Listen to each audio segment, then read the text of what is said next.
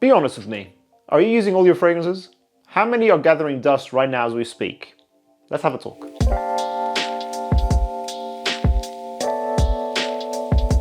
You don't need that many fragrances. I've always said it before on this channel. I have some fragrances in this video that I'm going to talk about. These are fragrances that I regret buying.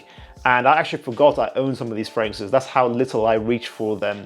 The idea of this video is that you guys get to see a balanced view on fragrances. I feel like a lot of popular fragrances need to have some hate as well, not just pure love.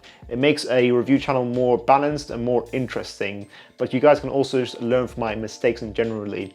I have 12 fragrances here, guys. Let's get started. Tommy Hilfiger's Impact Intense. I got this from the hype in the community saying that it's finally an affordable clone of Latent by Parfum that Marley exists. Hooray! So I got it thinking, great, let me try it out, see if the hype is real. It's a nice fragrance, but it's not a clone. It's not really a clone. It has some similarities. The only similarities it shares is that it has apple and it has some woody notes. It doesn't have that floral vanilla that Latent has, which makes it so great. It doesn't smell niche, it smells cheap but sexy. It's one of those fragrances that is nice for the price, but it is gonna smell like its price. It is an affordable, sexy blend of sexy, sweet woodiness in here. So it's a nice, close to the skin, long-lasting date night fragrance. A solid fragrance, but I kind of regret buying it because if you own Latent, why would you ever need this? And I don't really think it deserves that hype, so I'm not really recommending it that often to you guys. Prada L'Homme. I'll say it, I think this smells weird. I don't like it. I think it definitely copied Your Homme Eau, which I think did a masculine, clean iris profile better than this. It gets a lot of hype in the community. I guess what people were saying, it's a simple, clean, inoffensive office fragrance. It does smell high quality. It definitely does smell high quality. Prada doesn't really cut on that, but it smells feminine. I don't know if anyone else agrees, but it smells too powdery, a little bit too floral for the scent profile. Everyone knows that iris can smell too lipsticky and too feminine if not blended in the right way, and I just do not agree with this fragrance. And I think overall it's okay, and I think it's going to be a little bit more polarizing for the consumer who buys this than people like to put on. So it's definitely what I would say not a safe blind buy fragrance. Try this in store before you ever buy it. Hakara Rabanne's 1 Million Privé. This is a fragrance that I got because it's got the 1 million name, but as you will see with most flankers in the 1 million line, they're all very different to each other. It doesn't have much similarity to the original at all. It is a very safe myrrh base, so myrrh is a very elegant, rich smelling, sweet ambery notes. You get that from resin. It's a very expensive fragrance. Everyone knows the nativity tale of Jesus. Myrrh is one of the gifts that was brought to him. And it's got an elegant sweetness to it, but it's got a soft, powdery tobacco scent profile to it.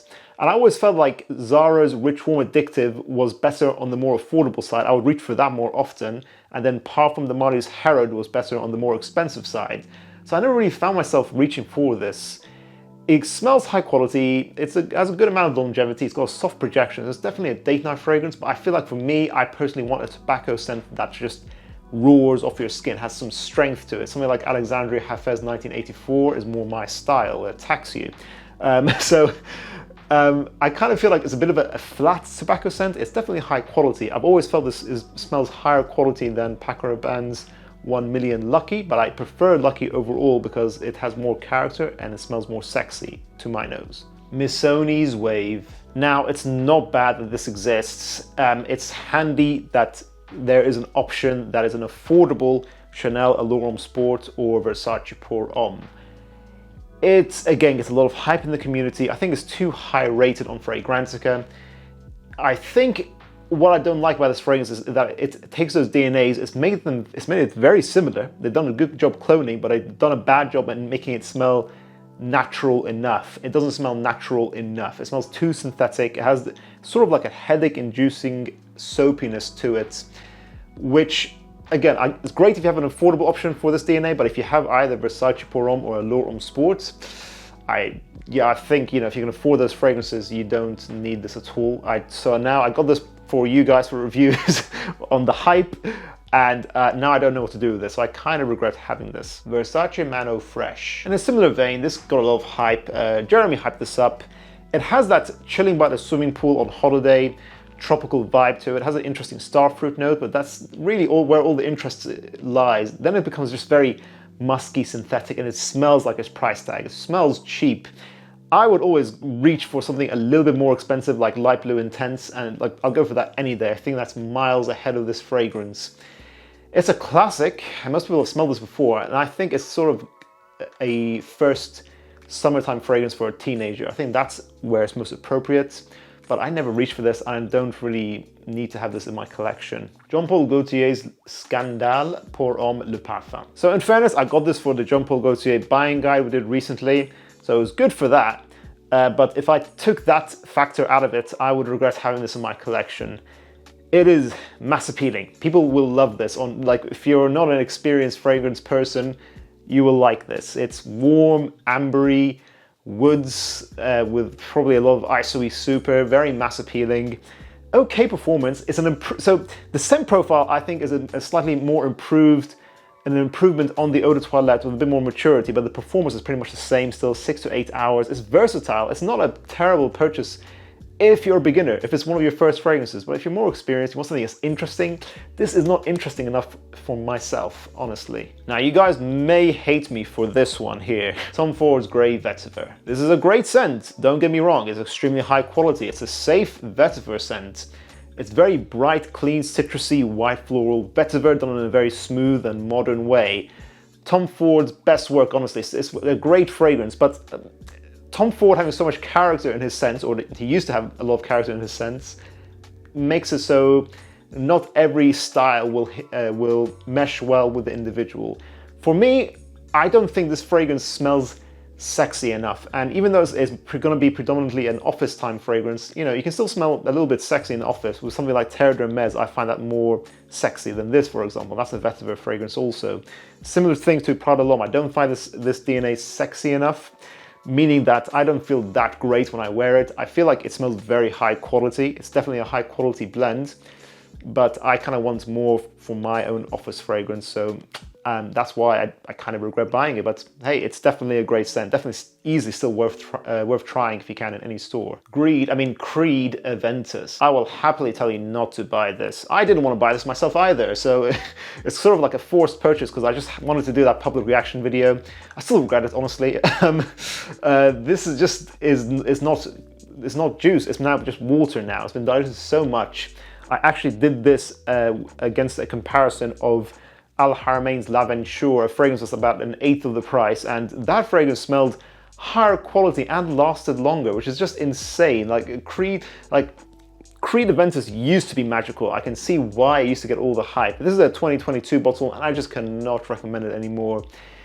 I don't know, maybe I got the worst batch in the world, but they've been, you know, Creed have been bought out now by BlackRock, a financial enterprise that are not going to have the passion for perfume, in my opinion.